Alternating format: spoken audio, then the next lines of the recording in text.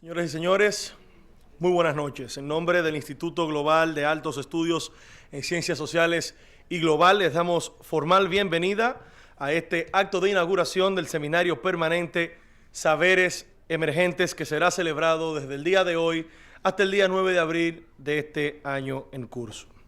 Brevemente daremos una explicación de lo que será el seminario de este año, así como también la temática y el contenido que tendrá cada una de las mesas a discutirse durante el trayecto de los próximos días.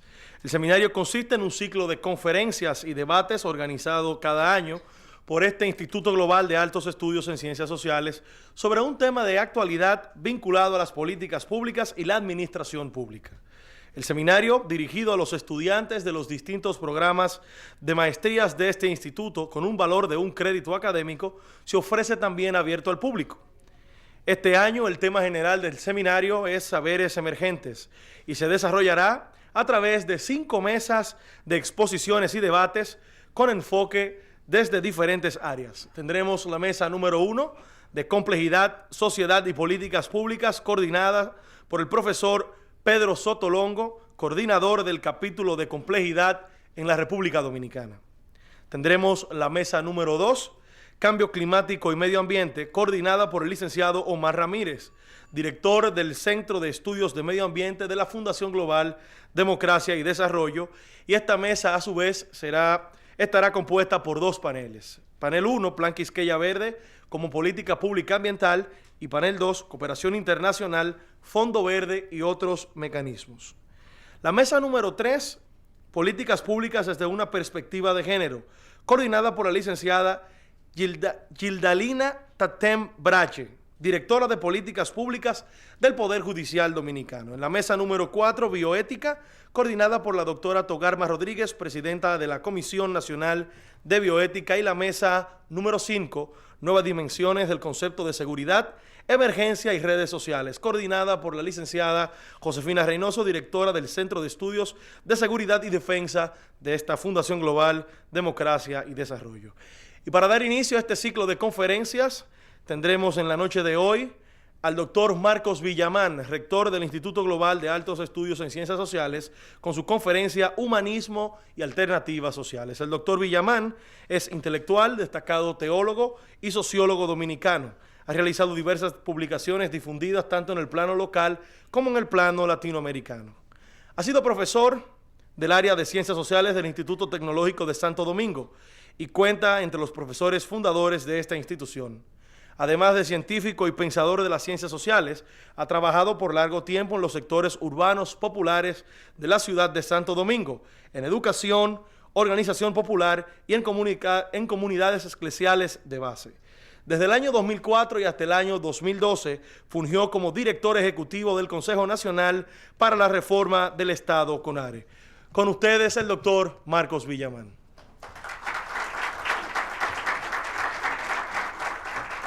Muchas gracias. Bueno, buenas noches.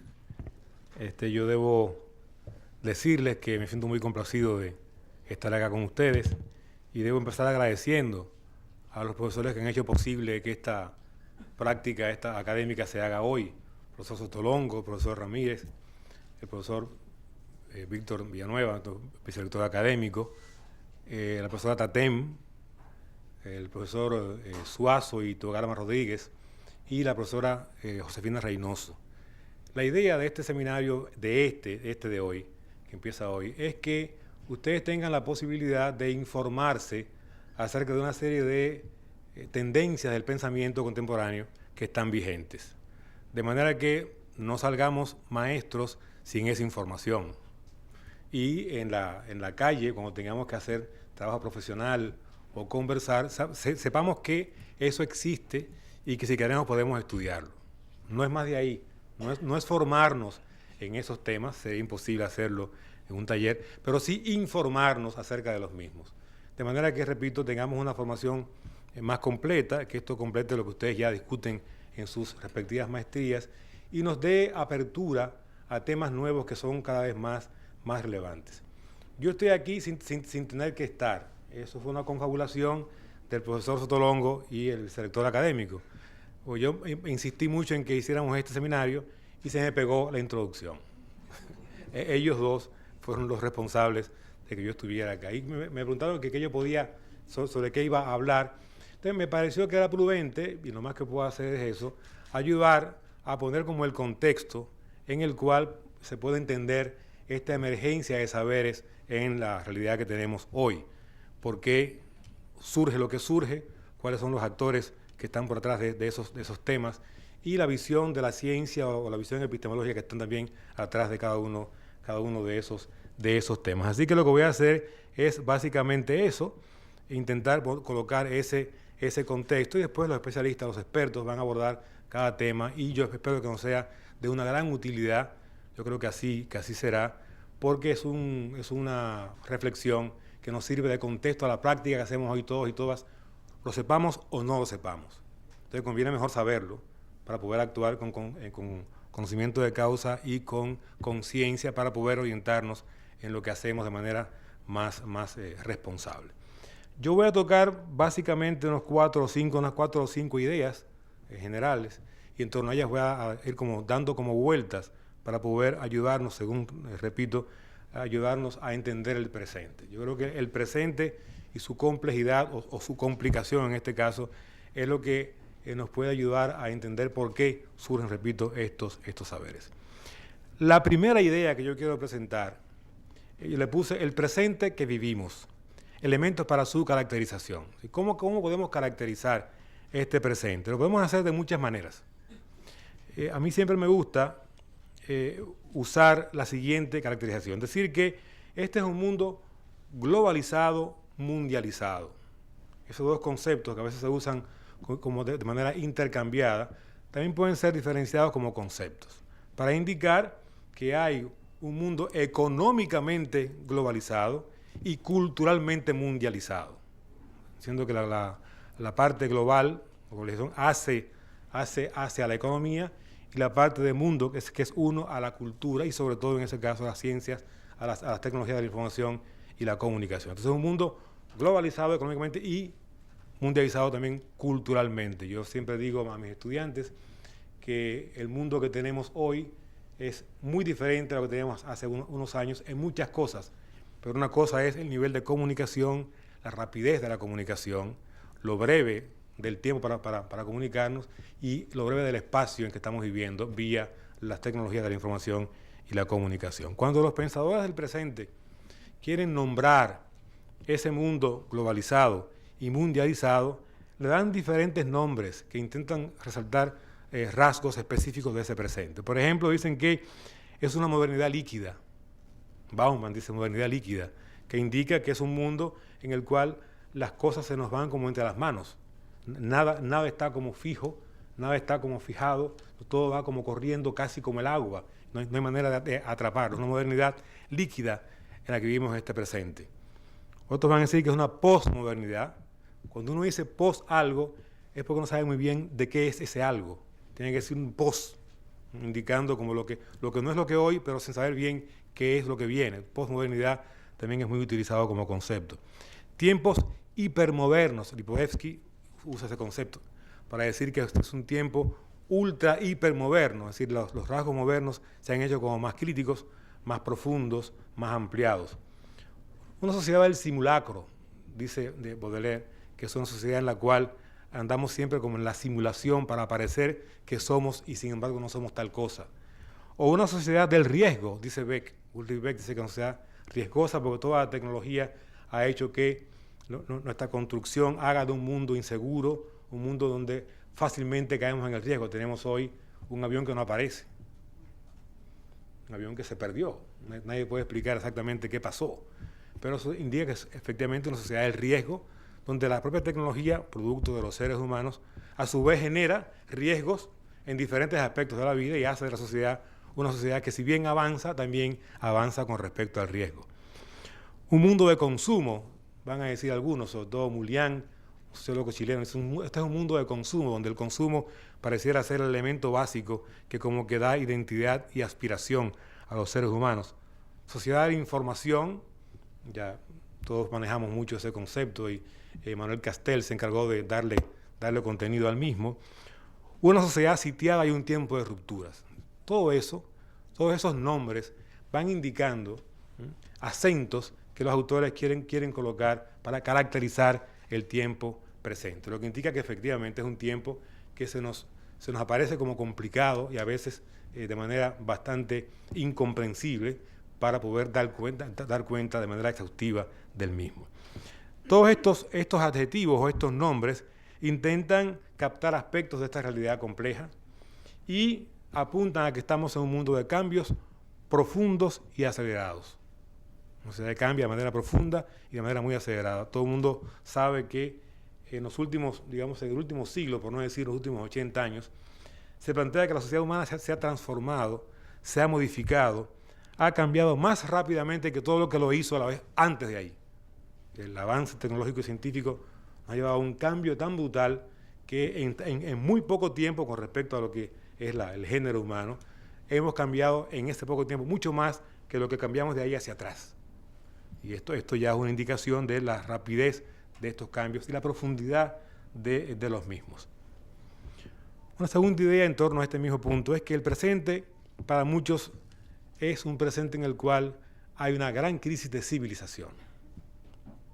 Un tiempo de crisis civilizatoria, y este es un concepto como muy fuerte que engloba a todos los demás. ¿Y por qué hablan dos pensadores de que es un tiempo de crisis de civilización? Bueno, esta manera potente de caracterizar el presente está queriendo plantear que hay un cierto agotamiento acerca de las ideas que teníamos hace ya más o menos 500 años acerca de cómo debe ser la sociedad.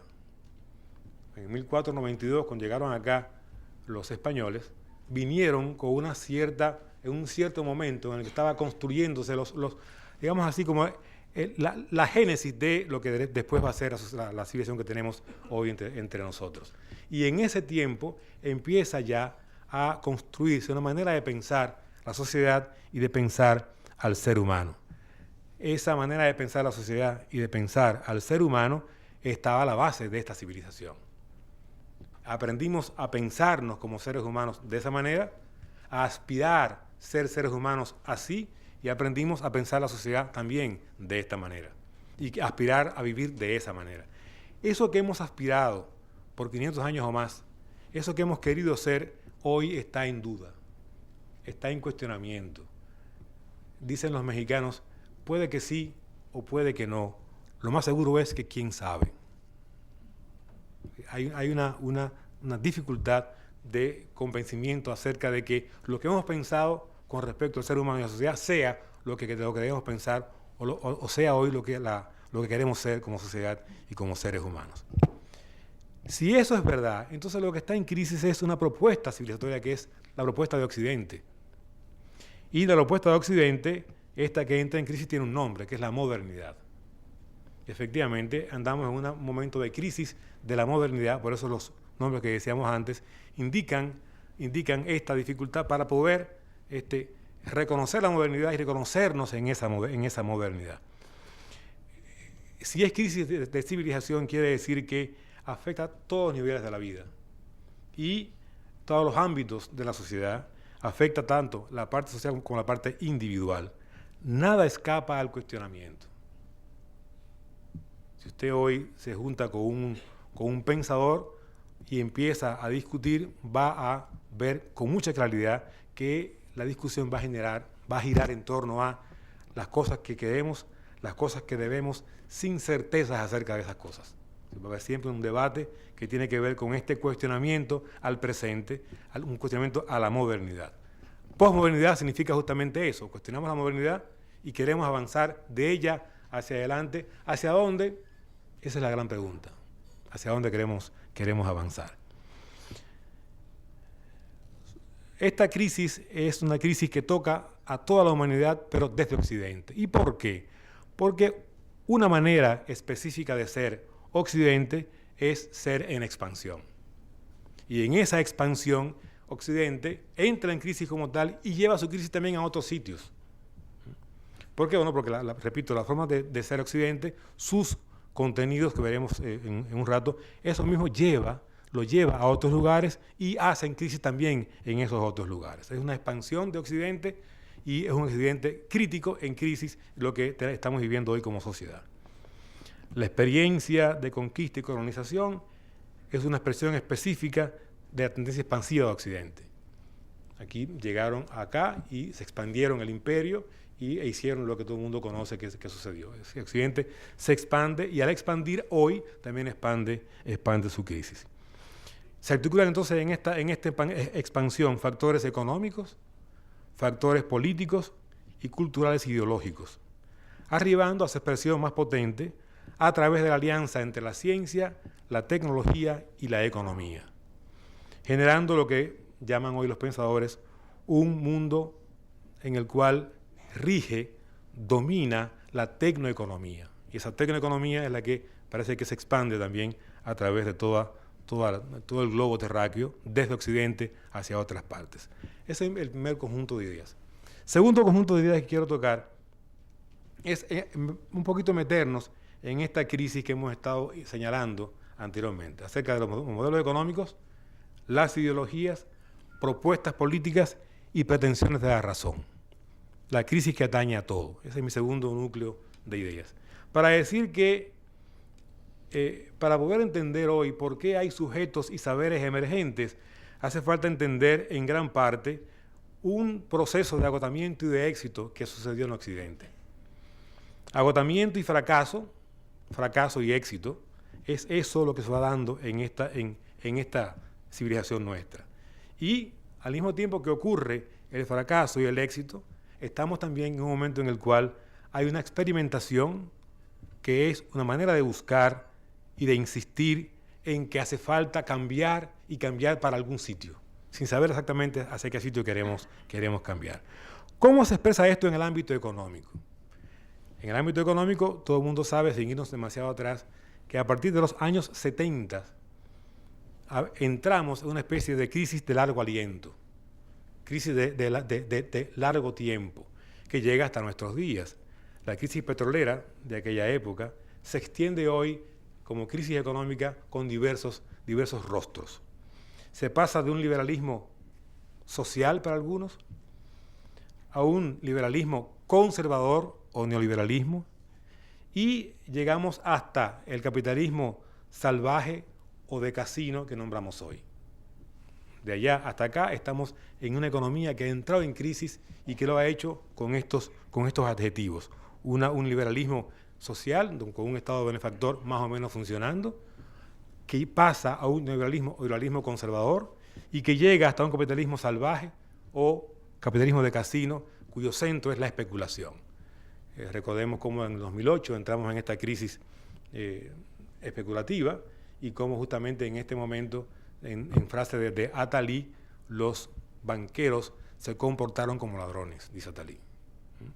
Y los estados se comportaron como aliados de los ladrones porque prepagaron a los banqueros por la crisis que habían provocado. Entonces, pero estamos entonces en esta crisis a nivel económico. En el caso del neoliberalismo, que aún tenemos vigente en muchas partes del mundo, tenemos, sin embargo, una derrota teórica acompañada de una limitada capacidad de superación práctica. Hoy difícilmente uno consigue gente seria que defienda teóricamente el modelo neoliberal. Es muy difícil conseguirlo académicamente. Y la crítica es muy fuerte, ya casi que mordaz. Difícilmente haya, repito, una defensa teórica seria del modelo. Sin embargo, esa derrota que hemos conseguido a nivel teórico no está siempre acompañada por una capacidad práctica de superación del modelo.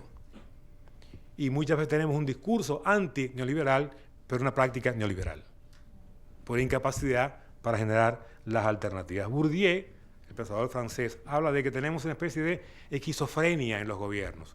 Una mano derecha que dirige la economía neoliberal y una mano izquierda que dirige las políticas sociales en educación, en salud, en seguridad, que quiere hacer más equidad. Esa esquizofrenia expresa, a mi juicio, la dificultad de superación práctica del modelo liberal a nivel económico. Este modelo liberal a nivel económico se expresa también, como ustedes saben, en exclusión social, sobre todo en América Latina y África, pobreza y desigualdad, y a su vez se expresa como depredación del medio ambiente y generación de un mundo que cada vez es más caliente y que genera dificultades, como verán los expertos más adelante. Producto de un productivismo irracional que solo ve a la naturaleza como objeto y que no la respeta como un ser viviente. Y genera entonces la irracionalidad de seres humanos que son capaces de acabar con su hábitat que le da vida. Ese productivismo va acompañado con un alto nivel de consumo, con un consumismo que hemos hecho como sinónimo de felicidad. Dice un Mardones, un español, dice que hemos llegado al convencimiento de que el mundo feliz es un mundo lleno de objetos. Entonces cada quien quiere llevar a niveles cada vez mayores de consumo para poder supuestamente vía el consumo llegar a ser felices. Esto en el ámbito de la economía.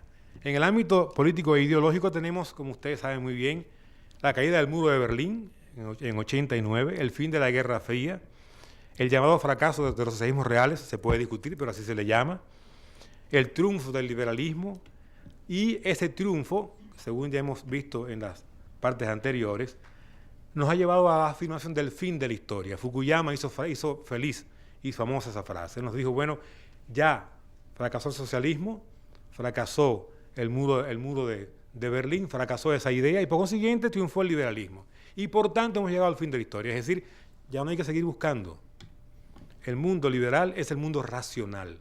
Un poco hegeliano, pero el mundo... Entonces, por consiguiente, ¿qué tenemos que hacer? Liberalismo en su versión más conservadora. Y ese mundo que tenemos hoy es el mundo que en la política y en la ideología entra en ese debate ideológico. En ese mundo ideológico y político tenemos la crítica y la crisis del estado de bienestar, un estado que en América Latina fue más aspirado que existido, pero que se orientaba en América Latina a su búsqueda. Ese estado de bienestar en Europa funcionó de manera bastante exitosa en diversos países, y ese estado de bienestar entra en crisis por razones muy diversas, pero una específica es que el Estado parece que tiene una gran incapacidad para poder solventar financieramente los servicios sociales que el estado de bienestar generaba. Y empezamos a pensar y empezamos a decir que el Estado, de haber sido una solución con Keynes, pasa a ser el problema. Y empezamos a decir que entonces el Estado es el que debe ser achicado, reducido para que el mercado funcione de manera mesiánica y que ese mercado, funcionando sin límites, iría a generar el bienestar para todos y para todas. No parece que sea así. Esa expansión del mercado y su lógica parece que ha llevado a un cierto fracaso de la política. La política parece que ha cedido su espacio a la economía y la economía de mercado ha estado dirigiendo la política y por consiguiente ha estado generando países que no dan solución a los problemas sociales y económicos porque la economía de mercado no se permite ser regulada y acusa al regulador de ser un intruso interventor.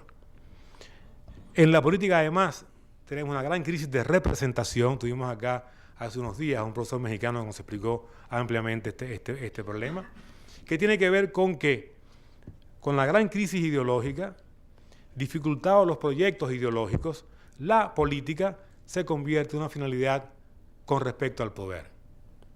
La política que ya no orienta la economía, que ya no trabaja, que ya no cabalga buscando proyectos por la crisis ideológica, entonces se convierte en un mecanismo de movilidad social ascendente. Y al hacer eso, lo que es la política capaz de dirigir y proponer desde la visión ideológica una manera de vivir, manera de interactuar, manera de construir y de convocar voluntades para hacer eso, pasa a ser, repito, un mecanismo de ascenso social para quienes hacen la política. Y esto nos lleva a la visión de la política alejada del bien común, que es la única fuente de legitimidad ética de la política. La política vista de esta manera se convierte casi una especie de carrera profesionalizante, pero con poca vocación que la sostenga para darle sentido y darle profundidad.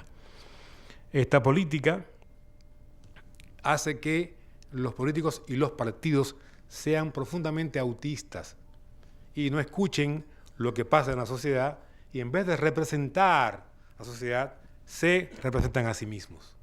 Tenemos una desconexión de la política con respecto a las aspiraciones de la sociedad y gente que hace política sin vinculación, sin referencia ética. Y dice San Agustín, de manera muy lapidaria, que un reino o un gobierno sin moral y sin ética es una banda de ladrones.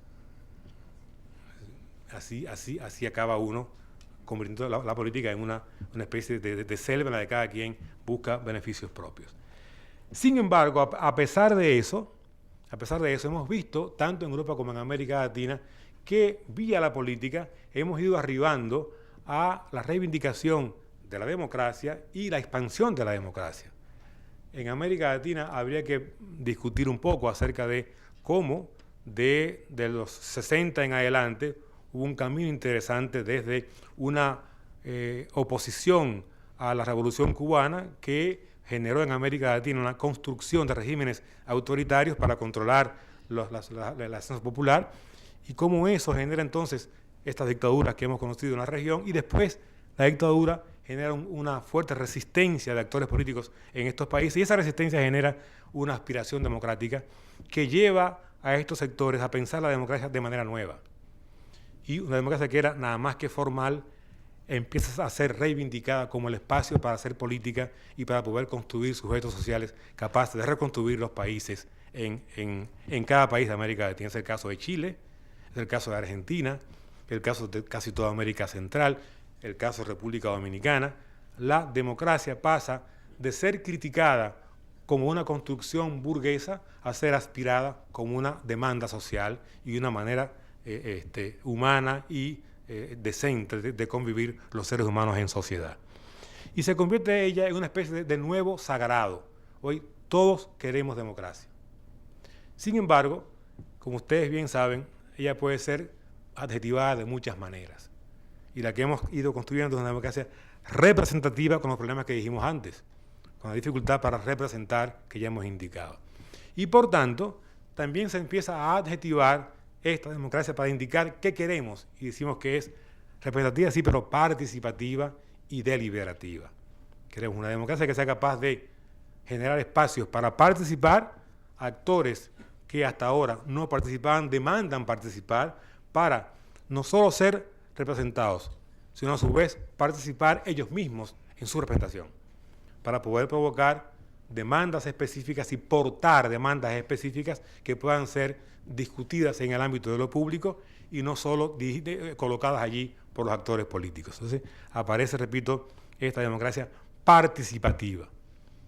En este contexto nace todo el tema de la sociedad civil y ella como un actor político social que sin ser partido sí hace vida pública y que quiere entonces como actor social presentar, incluir en el espacio público demandas propias. Ese es el caso de las mujeres, que veremos más adelante. Es el caso de los ecologistas, que veremos también más adelante. Y son otros casos que demandan presencia, los pobladores urbanos, y si queremos hacerlo aún, llevando a otros ámbitos, la cuestión de la sexualidad, que demandan presencia en espacios participativos. Pero es representación, participación, ¿pero para qué? Para la deliberación. Nadie quiere ya que le impongan cuestiones, sino que permitan deliberar, argumentar, discutir y llegar a acuerdos. Para, llegando a acuerdos, entonces hacer entre todos y todas democracia. Y que por consiguiente la representación esté acompañada por actores que participan y actores que deliberan. Y hacen entonces más democrática a la democracia. Es eso que estamos viendo hoy en casi toda América Latina. Si uno mira hacia el sur y en parte hacia el norte, uno encuentra países que están en serios caminos de búsqueda de democracias participativas, deliberativas y representativas que son capaces o que serían capaces de permitir por vía democrática la reconstrucción económica para poder generar la respuesta a la exclusión social en América Latina y a la pobreza. Solo que, bueno, esto se lo puede ver desde Chile, con la Bachelet que acaba de ganar, hasta Mujica, tan simpático y coherente en Uruguay, hasta la Cristina en la Argentina, Evo Morales en Bolivia, donde es muy difícil lo que está haciendo Evo, porque es una sociedad muy diversa, con un predominio indígena, donde no tenemos experiencia de eso. Ecuador, con Correa, Tenemos ahora el caso de Venezuela con Chávez, ahora con Maduro, y los problemas que va teniendo. Acaba de ganar ayer en Costa Rica la centroizquierda, Funes en Salvador, aunque ya acabó. Es decir, vemos cómo en todo esta tierra martiana estamos teniendo un esfuerzo, digamos así, de búsqueda progresista a nivel ideológico, para desde las democracias poder entonces construir equidad social en la dimensión económica. Pero desgraciadamente, vuelvo a mi idea, sin tener claridad acerca de cuál es el modelo económico que necesitamos para poder generar la equidad social. Y entonces aparece así un rasgo nuevo, otro rasgo más que acompaña esta búsqueda en América Latina, que es la incertidumbre. No hay certezas tan claras como teníamos antes. Antes podíamos estar equivocados, pero creíamos a las cosas. Y antes, yo recuerdo cuando éramos menos viejos que ahora, más jóvenes, usted podía debatir, usted podía estar equivocado, pero que usted pensaba que sabía. Lo que hay que hacer es, entonces cada quien pontificaba. Hoy es difícil hacerlo así. Como usted hoy quiere pontificar, hasta dudan de su capacidad para pontificar. Ese tipo está, ¿qué atrevido es él? Está medio loco porque está diciendo que como que sabe demasiado, porque no hay certezas. Tenemos sí la vuelta a las democracias, pero desde ahí, para la reconstrucción social y sobre todo de la economía, la claridad no es tan clara como lo que uno quisiera hacer. Mi tercer grupo de ideas tiene que ver con la cuestión de la ruptura entre la ciencia, la ética y la estética, como ruptura de la razón y su carácter unidimensional. No oigan mucho el título, que es medio extraño, pero lo que voy ahora es el contenido. Esta dificultad que venimos indicando en los puntos anteriores tiene que ver con que la modernidad genera una gran fractura entre la ciencia, la ética y la estética. Es un rasgo típico de la modernidad que vivimos hasta hoy. Enseguida veremos de qué manera. La razón premoderna era una razón unida, única, y la religión ahí funcionaba como un elemento de cemento para poder cuestionar esa razón.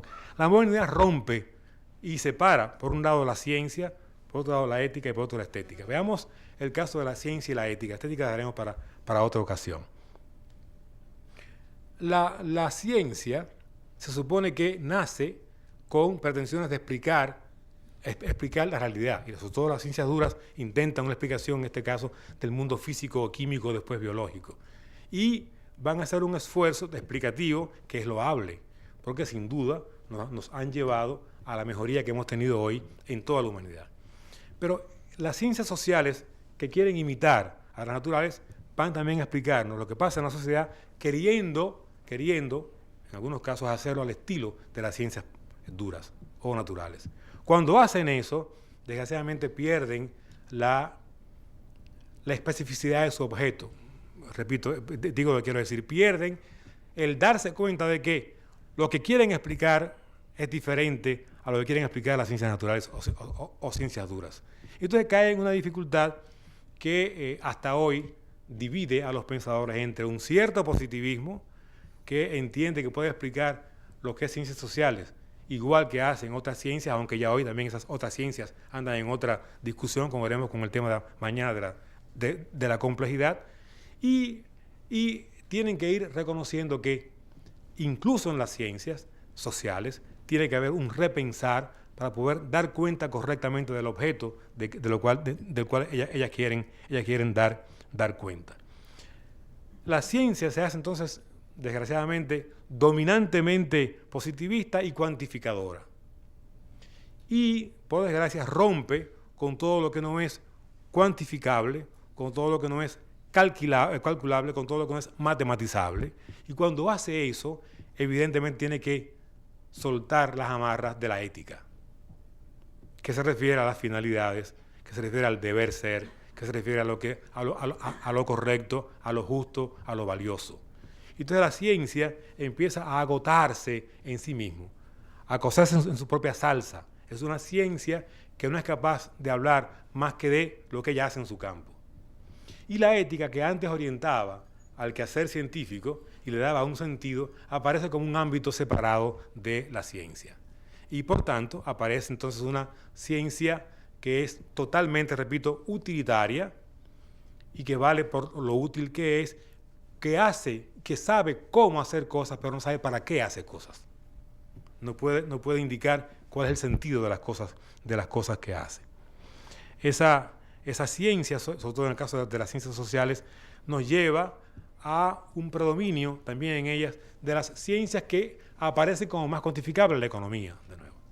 La economía se nos hace casi que el paradigma de ciencia social y las demás queremos imitar a la economía. Yo recuerdo en mis tiempos en que daba clases en INTEC, donde había debates muy interesantes con los economistas, que uno dudaba si ellos no pensaban que era una ciencia física o química natural de economía, por la pretensión de explicación tan cuantificadora del mundo del objeto económico. Y cuando eso se afirma, entonces caemos, repito, en el utilitarismo y caemos en que el modelo explicativo más plausible para esa ciencia económica es aquel que se basa en el egoísmo de los seres humanos.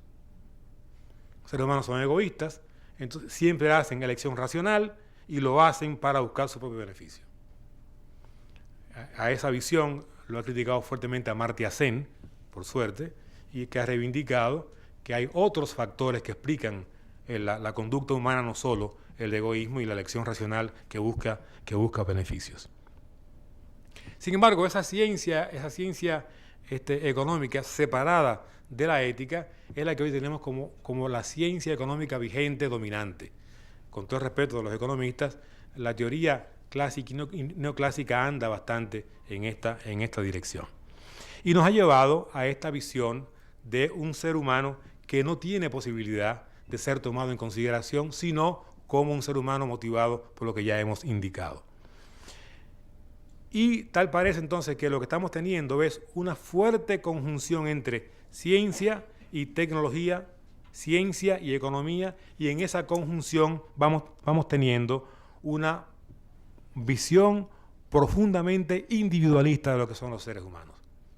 Y ese individualismo está generando dificultades sociales para poder recomponer la sociedad. Touraine, el francés, en su último libro, último hasta hoy, porque Touraine se siente y escribe un libro, entonces uno no sabe si, pero hasta hoy se llama El fin de la sociedad, para indicar que este avance económico, científico, técnico y tecnoeconómico nos ha llevado a un nivel tal de individualismo que la sociedad está en proceso de extinción, como no que nos moramos, sino que las relaciones sociales son individualizadas, no hay sociedad.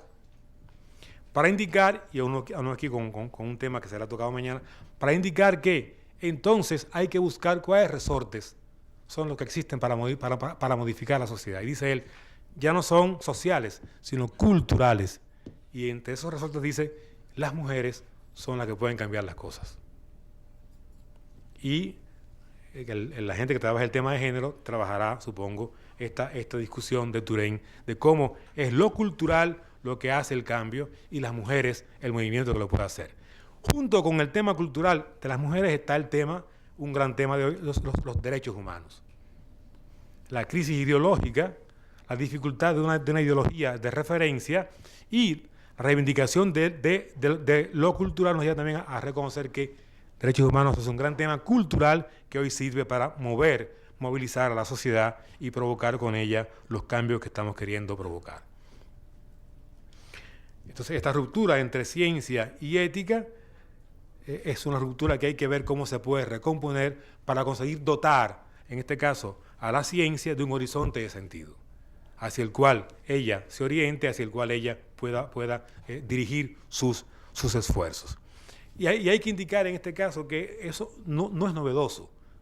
En el caso de la economía, desde los griegos hasta Smith estuvo vinculado con la filosofía práctica, es decir, estuvo vinculado con la ética. Solo que el capital, con predominio de la economía, rompe esta unificación de entre ética, economía, ciencia y ética.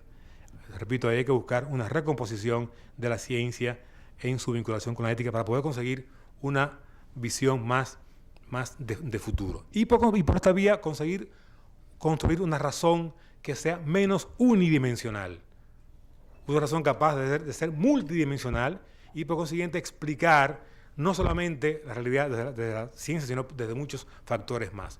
Los griegos, siempre los griegos, hablaban de que había dos maneras de conocer. Uno era el logos, y con el logos llegando a la ciencia. Otro era el mitos, el mito. Y el mito para los griegos no se reñía con la ciencia. Era una forma de aproximación a la realidad, a otra dimensión de lo real. La dimensión del sentido, la dimensión de el hacia dónde, que solo es aprehensible mitológicamente, en el sentido positivo del término. Hoy cuando uno oye la mitología o el mito, la gente como dice, eso no es científico, no es científico. Pero tiene sentido. Es decir, intenta hacer un conocimiento que capta una dimensión de lo real donde la ciencia no llega.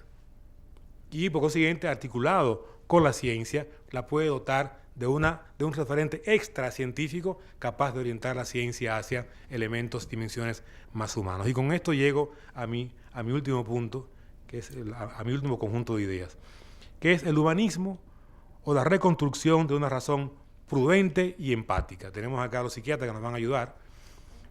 Todos sabemos que la razón del logos, hemos descubierto últimamente que está acompañada de otros elementos fundamentales que están también fisiológicamente presentes en nosotros, que son las neuronas espejo, que son la fuente del saber empático, la fuente de la empatía. Maturana, el chileno, nos ayudó a entender que no es verdad que la competencia sea la razón del avance, sino la colaboración. Y que históricamente es demostrable cómo la humanidad ha crecido y ha avanzado por la colaboración. Y cómo esta capacidad empática es un elemento fundamental para definir lo que somos los seres humanos. Si esto es verdad, entonces tenemos que hacer un esfuerzo por volver a reconstruir un humanismo consecuente que éticamente se vincule con la ciencia y nos permita avanzar en la reconstrucción de la sociedad para hacerla más vivible y más habitable por todos y por todas. Habitable tanto económicamente, políticamente y ambientalmente.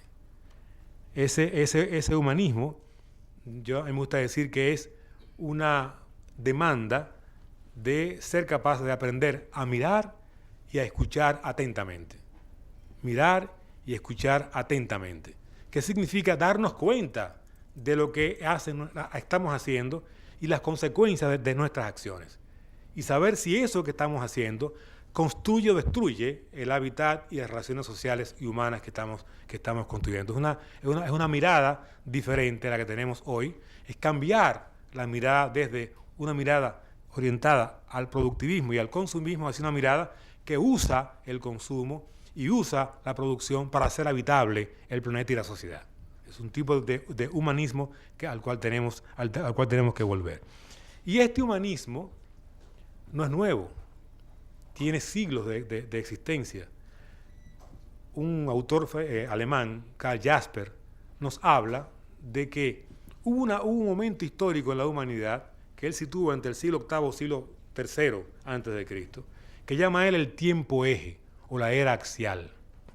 Y dice Jasper que ese periodo de tiempo fue una especie de parteaguas, ¿sí?, entre lo que éramos y lo que somos. Y Jasper dice que en ese tiempo eje apareció la forma de ser humano que hoy aspiramos y que somos y aspiramos. Que es ahí cuando se van componiendo esas tendencias humanas que hoy nos dan esta manera de entender el ser humano y de querer hacerlo, y que la sociedad que tenemos hoy destruye a través de la lógica que hemos indicado. Ese tiempo eje es aquel momento en el cual surgen las grandes culturas, religiosas o no, que todos conocemos. Los griegos, siglo IV, ese gran pensamiento griego del logos y el mitos, Confucio, Buda, los profetas de Israel, todo eso va construyendo una manera de ser humano. Y después de ahí, el cristianismo, después del siglo I, y el Islam como religiones universales. Entonces, ahí se va construyendo en ese tiempo eje estos valores o principios que hoy seguimos admirando como tales. ¿Y cuáles son? Entre muchos, Jasper señala 2 o 3. la sensibilidad justiciera, la sensibilidad compasiva y la sensibilidad solidaria. Dice, aprendemos eso con Confucio, con el Buda, con el hinduismo en general, con Israel, los profetas, y después con Jesús de Nazaret y con Mahoma. Eso hemos construido. Y ese tiempo eje es lo que nos ha ido permitiendo a nosotros desarrollarnos y construirnos como civilización, que hoy entra en crisis por habernos alejado de esos valores o principios y haberlos dejado de lado y, en vez de pensarlos y recrearlos, haberlos abandonado. En este contexto entonces surgen nuevos temas y nuevos sujetos. Los nuevos temas son los que ustedes van a ir viendo de mañana en adelante, la cuestión de la complejidad con una manera diferente de hacer ciencia. Yo como teólogo estoy acostumbrado a decir que la teología de la liberación es una manera diferente de hacer teología. Sotolongo dice que la complejidad es una manera diferente de hacer ciencia. Efectivamente, hay actores nuevos que quieren pensar la ciencia desde otra perspectiva y que saben que hoy ya no es tan fácil hablar de determinismo, porque incluso en la física está cuestionado. Entonces hace falta poder pensar de qué manera repensamos la ciencia.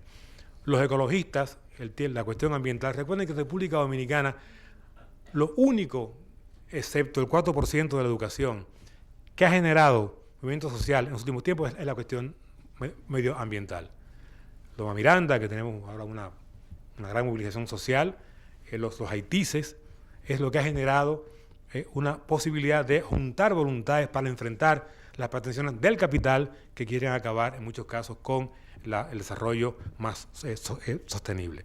Estos actores ecologistas o ambientalistas, como queramos hoy llamarles, son las nuevas fuentes también culturales para poder cambiar lo que tenemos hoy entre manos. Y evidentemente, como ya decíamos, el feminismo, que Turén nos reivindica como la gran potencia de cambio hoy, además de eso, toda la cuestión de la ética y la bioética. Hoy tenemos una gran capacidad tecnológica que tiene que ser orientada éticamente. Y hoy tenemos la capacidad incluso hasta de recrear niveles de vida. La pregunta es, ¿todo lo que podemos hacer lo debemos hacer? ¿O hay límites a nuestra capacidad de hacer las cosas? ¿O tenemos que ponernos de acuerdo entre las cosas que podemos hacer, cuáles queremos y debemos hacer, para poder conseguir mantener la calidad humana de la vida de los seres humanos? La neurociencia nos está ayudando cada vez más a entendernos tanto en nuestras capacidades y nuestras reacciones, y eso también nos va ayudando a recrear una manera diferente de hacer ciencia. Es entonces la necesidad de reconstruir un humanismo que sea, repito, mirar y escuchar hacia todo lo que vive, para con eso que todo ser viviente quiere y exige, ser capaces de, con respecto a los seres vivientes, desarrollar una lógica del cuidado, lógica de la prudencia y lógica de la empatía compasiva, que nos permite entender que estamos acá con el sentido de vivir con dignidad para ser felices. Muchas gracias.